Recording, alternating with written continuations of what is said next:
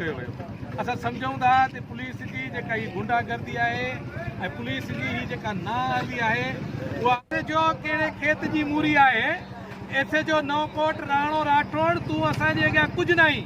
ऐं सुखन थाणे जी पुलिस तव्हांखे असीं सुञाणियूं असांजी जिदोजहद अॻियां अभी कुझु बि न आयो। जिदोजहद जारी रहंदाई नसीर जे कातिलनि खे